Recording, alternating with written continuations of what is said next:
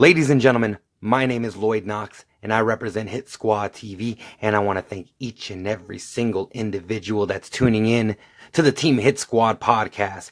It's Wednesday, December 5th, 2018, and it's crazy raining outside here in Southern California, San Bernardino to be exact.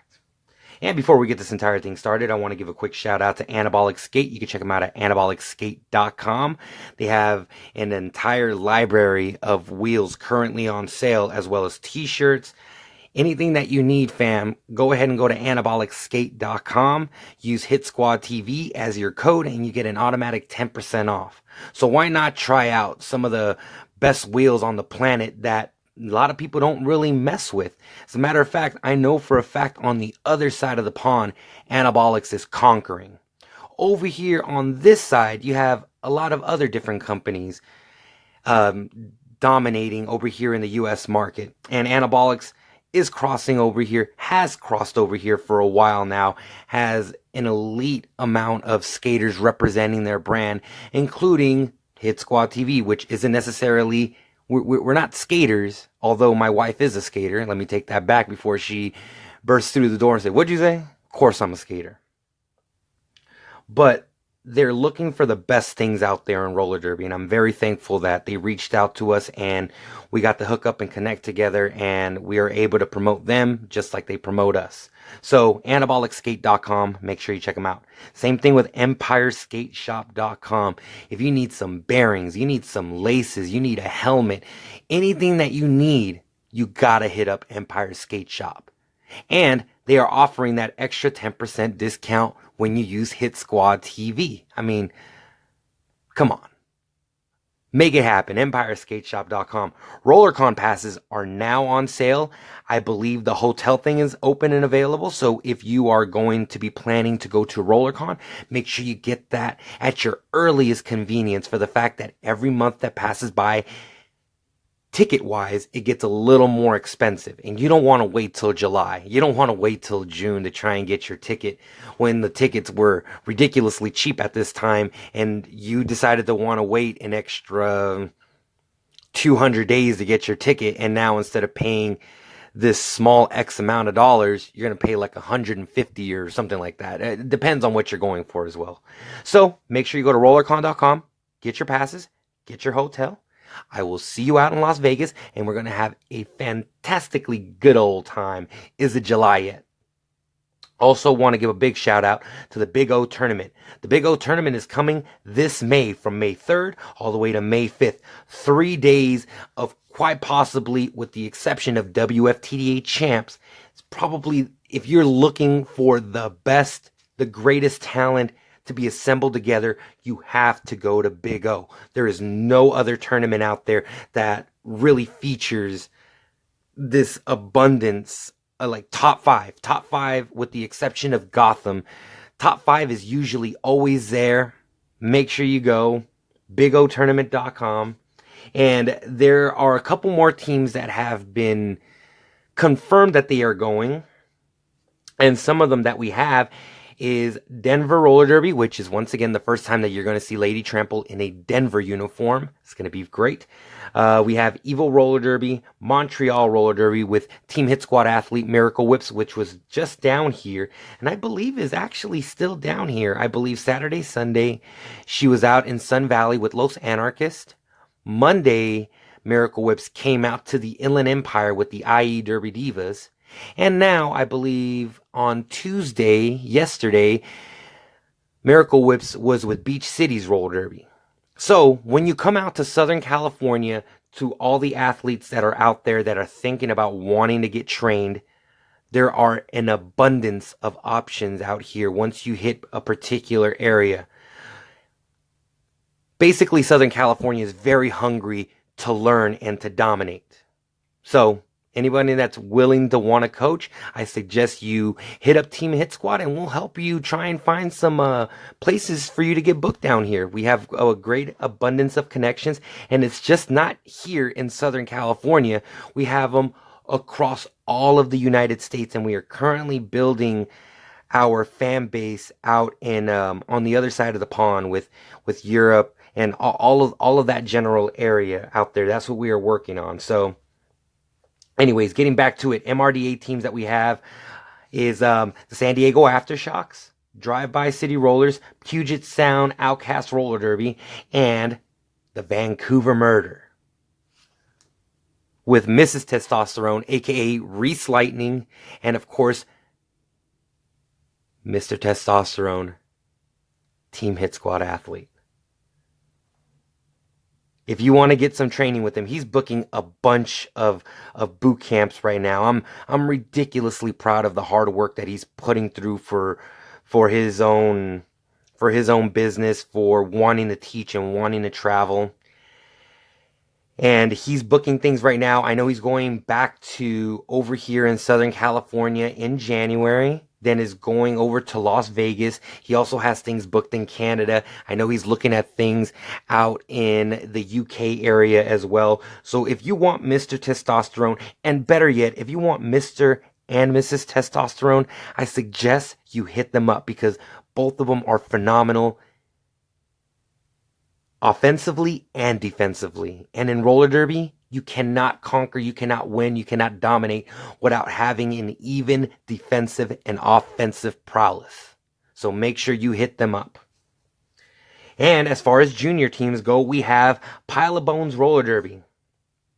You have Los Anarchists, which is filled with Mount Crushmore, Lil Regulator, the Team HitSquad athletes, but more than that, there is an incredible amount of players in there that these two are no longer the ones that you are supposed to worry about. I don't know if you've ever seen Frightening Lightning, number 178. That young lady's going places. Even if it isn't roller derby, I think in life in general, this person is set. This person has that passion, has the eye for knowing what Frightening Lightning wants to do. And I believe it's the being raised by her parents. Like, they're her parents. We won't put them out there, but incredible people. So make sure you check out Los Anarchists. We also have the Seattle Derby Brats, which the Seattle Derby Brats has Team HitSquad athlete Toe Jammer. Last year was playing with Mob City. Now is playing with the Seattle Derby Brats, the all-female division. I think Toe Jammer is going to be a very big focal point going into the 2019 season, especially going up against the team that actually defeated Seattle, which is the Santa Cruz Derby Groms. Santa Cruz has an incredible fan base. They have an incredible organization. If you have not checked them out, if you have not liked them on Facebook or Instagram or anything like that, you make sure you do that. You make sure you get on the computer or your phone or your tablet or smoke signals, whatever you do to try and get your latest and greatest news on roller derby or music or fashion. Make sure you hit us up or send your smoke signal. But I suggest not to send it now because it's raining right now and we ain't going to see anything like that. It's a good thing that Wi-Fi isn't based off smoke, because if it was raining, we would all be crying. So we have the Team HitSquad shirts as well as the Mr. Testosterone Just Spin shirts currently available on sale, $25. It ships worldwide. All we need is your name, your size, your address, and $25. And you got to send that to paypal.me/HitSquadTV. And we're going to get you fitted in exclusive Team HitSquad gear. Also, if you want to hit up EmpireSkateShop.com, they do have the Team HitSquad shirts available over there. So make sure you hit up Empire Skate Shop if you're not comfortable trying to get it from me, Mr. Team HitSquad himself, Lloyd Knox. Speaking of Team HitSquad, HitSquad University East will be happening on January 6, 2019 in DeLand, Florida. The address is 1779 North Spring Garden, and we are going to have a great amount of people there. As a matter of fact, I'm not going to say it today either. We're going to have to wait till Friday. Friday, we're going to release the name of the very special coach that we got to come out to Team HitSquad, HitSquad University East. You're not going to want to miss that. But the people that we do have signed up, I'd love to tell you about it. We have Coach Victor Dutch, the two-time Open Division champion for the Diamond City Miners 2017-2018. You also have Dizzy Izzy. She currently skates for Duval and Tap, aka the Attack Pack. And she is a gold medalist from the World Cup 2018 for Team USA West. Next, we have Olivia Glisson, the youngest signed S1 athlete, the youngest player to ever play for dual leagues in JRDA, and is a World Cup silver medalist. This person right here is going places. Knowing the fact of how stacked her resume is, realizing that this person still has 4 years left in JRDA, knowing how talented this person is, knowing how talented Olivia and Dizzy and Speed Bryu, it's going to be an incredible time for you to want to go get trained. And speaking of Speed Bryu is a 2-time Open Division champion and is a World Cup gold medalist. Speed Bryu is going to have a tough time, though, trying to get the three-peat when you have Olivia Glisson and Dizzy Izzy facing you on the East Coast, ready to take you down. And if you have not seen the rosters for Tap and Duval, I suggest you go check it out, and I suggest you research it. 5 or 6 players, if I'm not mistaken, Team USA East, with one of them being Team USA West. Dizzy Izzy had just recently moved from Southern California and is now moving to Florida for family and all of that stuff, but just so happens that there's roller derby out there, and not just roller derby, a top 10 team in JRDA with one of the best players in JRDA, Olivia Glisson. When you combine those two very dangerous jammers that also can block, and not just block just to be a body out there, but actually demand and command, that is very important. Very important to know that. So, once again, you have Coach Victor Dutch, you have Dizzy Izzy, you have Olivia Glisson, you have Speed Bryu, and you also have another special guest coach that we will announce on Friday. So make sure you check out to the Team Hit Squad podcast, and we're going to let you know about all this stuff. Also, another person that's going to be there, me, Lloyd Knox. I'm going to be leading the videography class, and the couple things that you should expect is we're going to use the actual training that's being done by Speed Bryu, by Olivia, and Dizzy Izzy, and the coach Victor Dutch, as well as the other special guest coach. They're going to be taking their talents on one side as well as one half of the group. Going to be going over there training. Meanwhile, me and my people, my group, we're going to be filming them. And we're going to teach you on how to shoot on both a video camera and your phone. It's very important because technology on your phone, incredible. We're going to teach you on how to hold it, how to move it, how to get these seamless glides. So make sure you attend it. Once again, the address is 1779 North Spring Garden Avenue, and that is in DeLand, Florida. And the date is January 6, 2019. It is a Sunday. HitSquad University East. Make sure you check that out. So, today's subject, finally that we got through all of that. Today's subject, failure. I can't tell you how many times as a little kid I was so scared to fail. Matter of fact, I was scared to ask questions. I know teachers from when I was a very young age would always encourage the student body or to ask questions. If you don't know, simply just ask. And now I'm thinking about it and I'm like, wow, it's really and literally that simple. Ask. But as a 6-year-old to all the way to a 17-year-old, I couldn't do that because I was afraid to be looked upon as, oh, this person doesn't know what they're doing. Let's make fun of them. Which, by the way, in actuality, it's always in your mind. Granted, you might have one or two people that will say something, might like make some sort of weird noise or something like that. But at the end of the day, that really shouldn't matter. You need to get the knowledge in order for you to graduate. You need to get the knowledge in order for you to advance. Forget what other people are saying. Now, that is a lot more easier said than done, especially when it comes to our culture.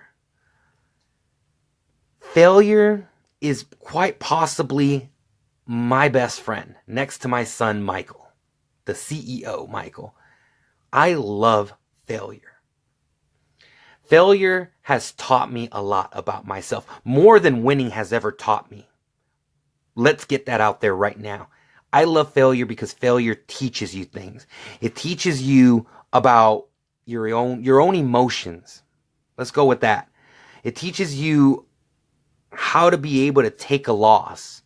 But it also teaches you that when you actually win, you're not going to be a quote unquote douchebag. You know what I mean? Like, failure has taught me so much. It's taught me about being humble. It's taught me that when I win and I have my hand raised up and I see my opposition that's on the floor, I still reach out. Because I realize that this person's anger is a new motivation to take me down. And you know what? Me extending my hand doesn't make me weak. It makes me accept the challenge that is in front of me. Me being able to extend my hand to the person that either beat me or I beat them, it shows a lot of character about that person. And sometimes that character can be kind of pointed at and ridiculed, especially when it comes to the younger generation, the generation that's coming up, that's 13, 14. You know, the people that have always made these weird distinction and differences, like, hey, like one that always got on my nerves was the men out right now growing up compared to the men that are going to come out. And it's like the makeup and when the kids were playing with toys. Stop that. Stop. You're part of that problem. You're part of that bullying problem. I understand you have your points of views and stuff like that, but it more along depends on how you say it or how you conceive it. It's very difficult to try and grow a community when certain parts of the community either don't want to change or they are willing to preach to you about their points of views, but they are not willing to get preached back. That's something that I would want for you to really take away from this conversation. The people that you have conversations with online, like, if you feel like you're going to get into an argument, into a match, to try and prove a point, you more or less have already failed. And I will tell you the reason why. There's something really cool that I heard yesterday that kind of blew my mind. And this kind of goes along with failure as well, because in order for you to find your successes, you need to find your failures first. The person that always succeeds, always, all the time, is going to have the hardest time in the world to accept failure when they get on the highest level and the highest platform. That's just simple truth. So, going back to the subject in which I was listening to yesterday, I was listening to a TED Talks. And I was listening to Eric Bischoff. And Eric Bischoff is a brilliant mind when it comes to selling emotions and stuff like that. And one of the things that got me, one of the things that really pulled me in and really grabbed my face and scrunched it up is like, hey, I need you to listen to what I'm about to say. And I'm like, go ahead. And he says, wrestling, news, politicians, kids, adults, any sort of real situation, if you start reacting emotionally as opposed to mentally, the person across from you has already won. Think about that for a second. If I start telling you things and I start making you feel more than I can make you think, I'm already on the right path.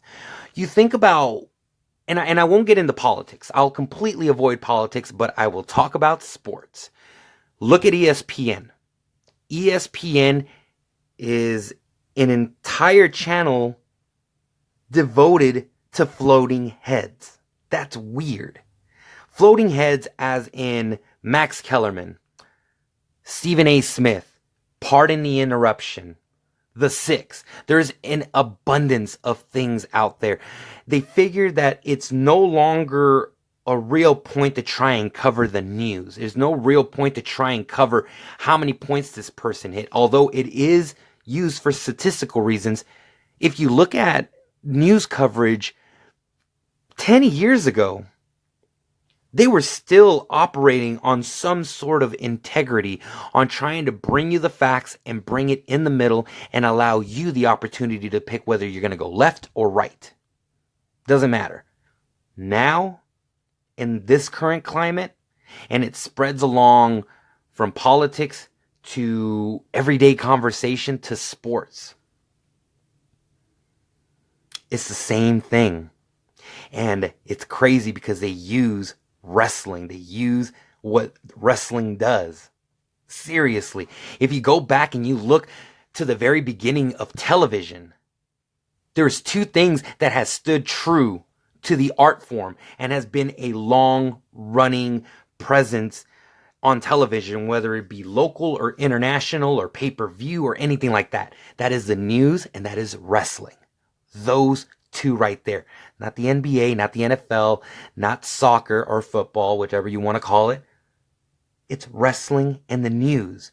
And they become so hand in hand now. They don't look really any different other than the fact that wrestling, you got men coming out and women coming out in tights and underwear, while you have politicians and you have ESPN and Fox News and all of them, they're coming out with suits. And they tell you more about their opinion as opposed to the statistics and then giving their opinion. We have cared more about opinions, our own opinions, opinions of others. We've cared more about that than the facts themselves. And that is very damaging. Very damaging along the lines of an athlete. Everything, I don't want to get into a political argument, which is the reason why I'm trying to keep it with just roller derby and not going past roller derby and go into an array of things that's going on in roller derby and in politics right now. I'm really trying to be the escape of that. So going back to failure, if you start thinking that way, you start thinking emotionally as opposed to thinking rationally, you have already lost. And that should be the exact same way that you approach failure. The moment you start feeling your failure and you start allowing it to kind of overtake you and kind of bring you down, failure has already won. Failure won without even wanting to win. Think about that. Failure is supposed to be a reminder to you that, hey, we're not there yet, but look how close we got. Let's go. Failure has a big smile on its face, not because it's making fun of you. It's because it's trying to encourage you to get up and do it again. You look at VRDL this past year, lost second place. Failure did not kill them. Failure did not bring them down in any sort of way. I mean, then again, it's only been less than a month since champs had happened, so we're going to have to wait and see. But as of right now, everything looks like it's either passed and they learn from their failures, or they know how to make sure to cover all of that stuff, make sure that doesn't leak through or leak over or anything like that. Failure, it is your absolute best friend. I love failure. I used to bring failure home from school.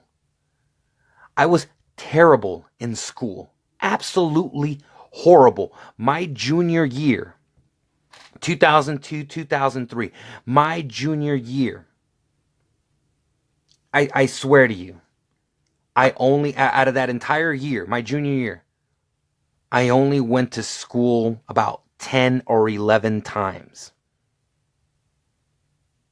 I'm not even joking with you. Maybe I could be exaggerating. Maybe it's about 20 days, 20, around there. But it's the fact that I did not like school. And that failure of me not liking school didn't bother me until it started really bothering my mom.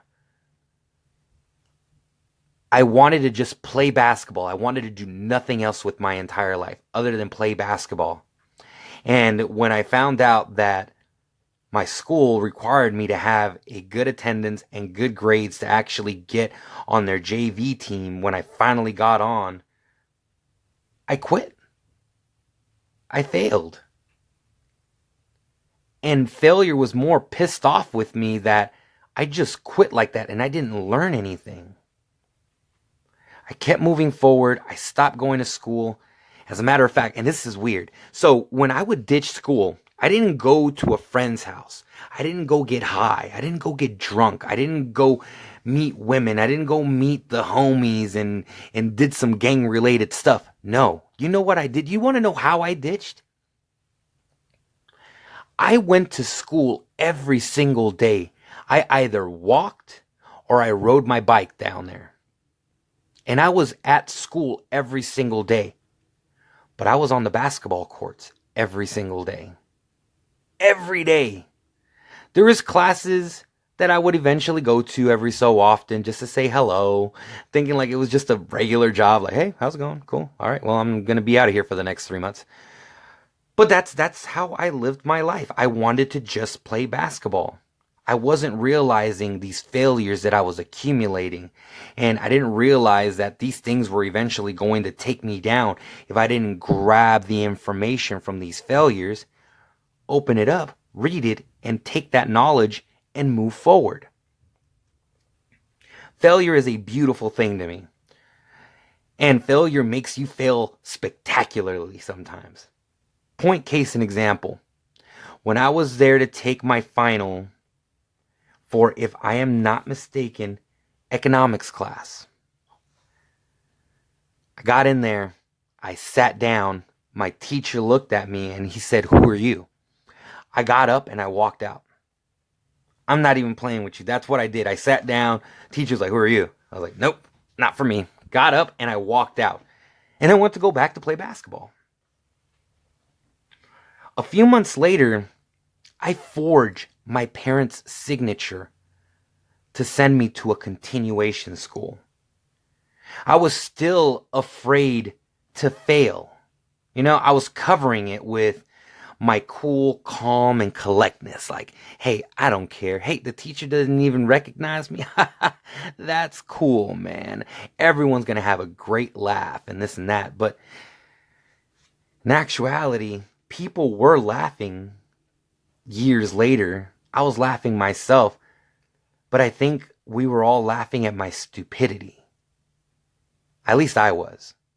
They might have been laughing because it was a funny story, but I was laughing at my stupidity of not wanting to accept failure, not wanting to accept the fact that maybe I wasn't smart enough to be in school and actually graduate. I started believing these words that past teachers and students would tell me, that if you don't pay attention, you're not going to amount to anything. I believed them. I was like, well, if that's the case, I don't care. I just want to play basketball. Failure eventually sent me to March Mountain High School. You see, we see failure like it's a very bad, terrible, negative thing, something that you should be embarrassed about and to hide behind. Family, friends. It's not. It really isn't. It's a learning tool. You just basically figured out how to do something another way. You know what I mean? So I thought March Mountain High School, which was a continuation school, I was a junior, finally going to become a senior. I thought I was going to be a failure because everyone always told me that the school was nothing but for failures. people that have had kids as teenagers, people that have no ambitions, no goals, don't care about themselves. That's where they go to. And that's where I thought I deserved to go. And failure says, you are damn right. That is where you belong. That is where you need to go. So when the school accepted my application, we sat there in orientation, and it was this small room. And they started explaining, like, you're here for a reason. You're here for this and that. And my dad picks up the pamphlet of the information, and he notices his signature was 100% forged. And it was by me. My dad called me out on it as soon as we got out of there. He was not happy. He was pissed off, and more than anything, he was disappointed. Because I lied and I didn't want to tell the truth. My son right now at the age of 4, I tell him every single day, baby, tell me the truth. Even if it's something devastating, like you dropping juice on the carpet, or you dropping red Kool-Aid on the carpet, anything like that, tell me the truth, because the truth will come out to be the better choice of you going towards, as opposed to lying. You'll make someone mad. You'll make me mad if I find out the truth in a different way other than what you told me. My dad was always 100% busy with trying to make sure that our family had everything we needed. My dad didn't really have a chance to have these conversations with me. And I was very mad growing up at my dad because of that. Because I didn't have someone to tell me right from wrong, whether I was doing good or I was a failure. My dad, I remember in 8th grade, took me to tutoring for math, because if I didn't pass my math class, I would not have promoted and gone to 9th grade, to high school. My dad took it very serious, took me 2-3 times a week to tutoring during the second half of the semester, and I graduated. My dad didn't want to see me become a failure. And I remember walking down the stage ready to get my diploma, saying that I passed 8th grade, I passed middle school. And I remember my dad stepping out of the crowd. He's like, boom! Son, I'm proud of you. Here you go. He gave me flowers. It wasn't the flowers that I tripped about. For some reason, it was the fact that they were pink. And that was the first time my dad ever heard me curse. You can imagine a kid walking up on stage, nervous and relieved that he finally did it. And I'm telling you right now, I was not matching. I had Skechers shoes. I had these faded black pants with a green button up and a wife beater under. We didn't have much. But we did have faith. My dad had faith in me. So for him to pop up with the rose, like, here you go, so proud of you. He gave them to me. He heard me. And please excuse my language. So he gave them to me, and I look at it, and I said it under my breath. I thought I said it quiet enough. But I was like, what the fuck? My dad heard it. And to this day, he still doesn't let it go. I love hearing that story. Hey, son, you remember that one time I heard you curse for the first time? And this is a side note. I don't curse in front of my father. I know a lot of people do. And that's cool. Big thumbs up. I know I curse with my mom. But my dad, for some reason, I don't curse in front of him. Every time I want to say anything, I'll say shoot, frack, anything like that, a-hole. Like, there's this mutual respect. And I hope my son has that same respect with me. I don't know. That's kind of real random. Anyways, going back to failure. I thought that's where I belonged. March Mountain, high school, continuation school. I get there, and those first 3 months, at that moment in time, was the greatest 3 months of my entire life. I got to learn so much. And what happened was, the classrooms went from having 30 to 35 people worried about fashion, clothes, what girls you going after, what guys you dating, what dances you going to, what dance do you know, How popular are you? It went from that to people wanting to actually learn. What was Shakespeare really about? What was Hamlet about? Tell us about the 7 continents. How does money work? I got to learn and discover myself there at March Mountain. A place where I thought was nothing but failures and people not wanting to do anything with their lives. Come to find out, that wasn't even what I was thinking. It was what the entire world was thinking. And I started listening to the world. That's already a failure in itself. Failure was looking right at me and saying, "You're really going to listen to these people? Let me send you to a place where they'll appreciate you." And I did. And to make a long story short, because I have covered this in another episode, I basically did my, what is it called? A talent show. Did a talent show.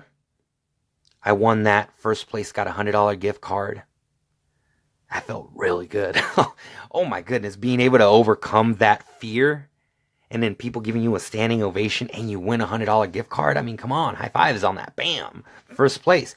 And then just a few months later, since it was a continuation school, they don't have valedictorians. Instead, they invite 5 people that have the best story to tell, to come up and tell it to the entire crowd about your road there. I was chosen.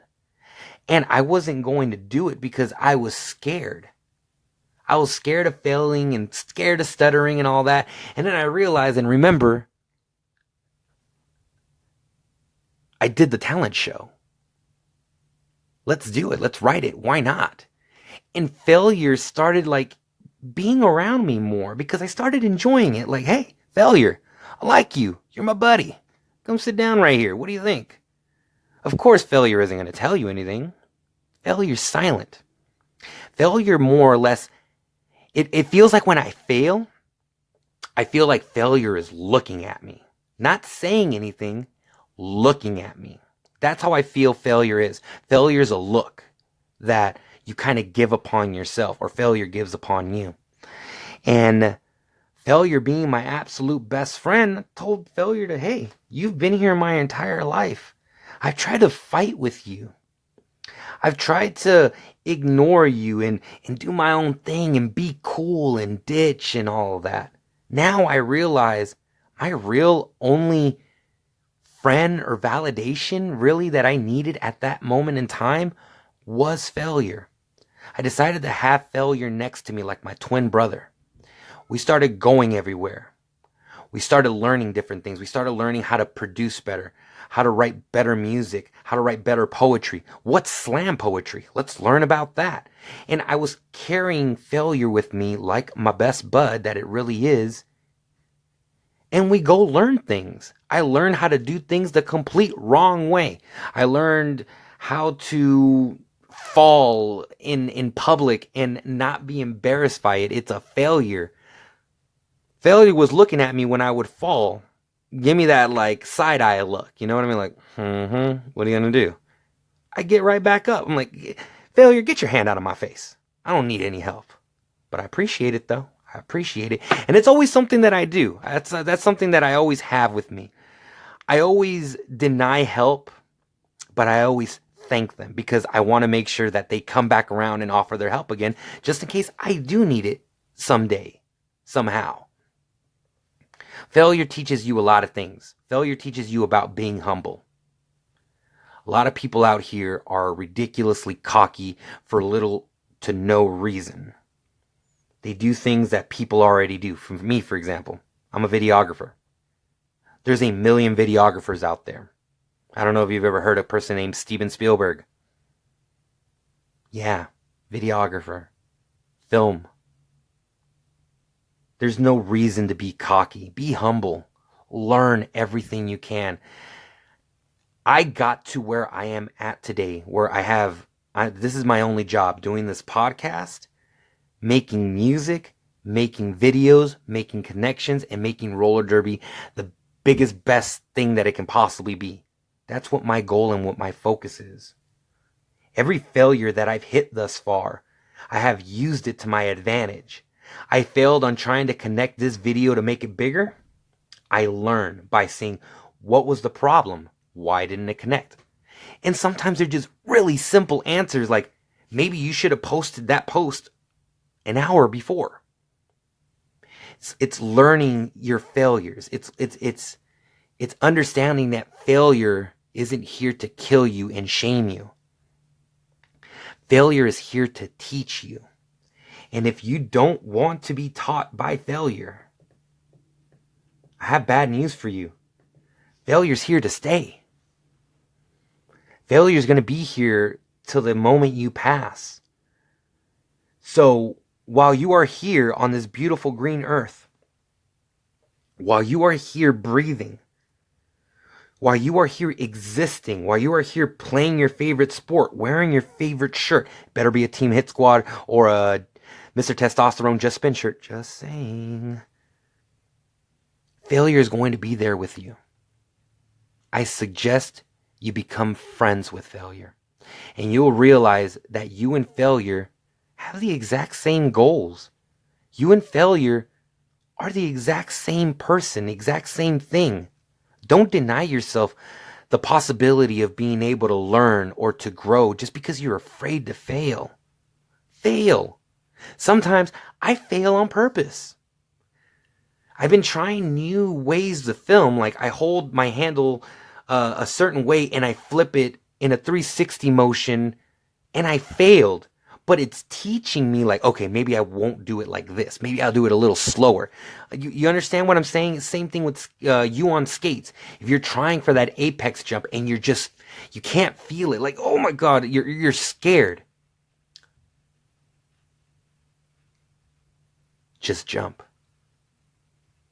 Just let it go. Fail in a blaze of glory. Because your teammates, your family is going to be there to pick you up and encourage you. Think about that. On the other side of failure isn't disappointment. It's a learning experience. It could be people there cheering you on. Or maybe someone caught you doing it and they're like, hey, you're leaping off the wrong foot. Or you're not putting enough push. Maybe you need to work on your calf muscles. Maybe you need to work on your explosion. You know what I mean? Like, failure isn't there to make fun of you. If you allow failure to overtake you, failure is going to be kind of disappointed at you. Failure knows what you are capable of. And when you consistently sell yourself short, failure is going to look at you the exact same way you look at yourself. We are all bound for greatness. Don't slow yourself down. Keep pushing. Keep working. Failure will never overtake me if my determination to succeed is strong enough. Take that with you. Success is the result of perfection, hard work, learning from failure, loyalty, and persistence. Success is not final. Failure is not fatal. It is the courage to continue that counts. Ladies, gentlemen, everyone, listen to me. There is no real secret to success. There really isn't. Whatever they're trying to sell you on the internet, whatever they're trying to sell you anywhere, there's no secret to success. The success that we have obtained as HitSquad TV was 4 years of literal trial and error. We would be really good in certain days. We would be very terrible in some days. Some days we would engage with the business. Some days we would let the business kind of stand out there and dry. It was because we were learning on how to do things. We were learning with our failures.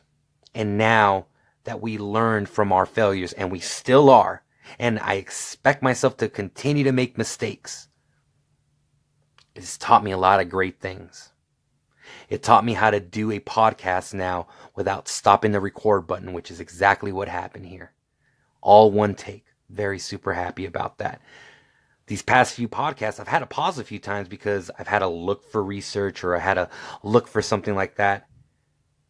I've learned now. I'm learning. Failure is now next to me. Failure is now accomplishment. That's how you should look at it. Failure is just accomplishment dressed down. That's all it is. It's all it really is. Make yourself proud. The world will follow. Ladies, gentlemen,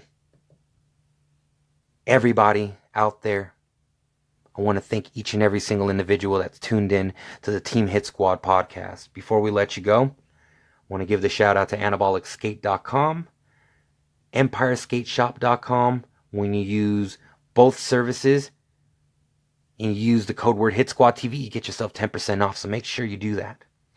RollerCon.com. Make sure you get your passes. Make sure you get your room. And I will meet you out there in Las Vegas. Is it July yet? And BigOTournament.com. May 3rd to May 5th.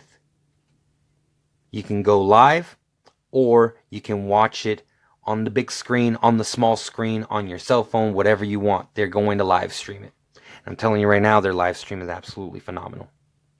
So, once again, I want to thank each and everybody that's tuned in.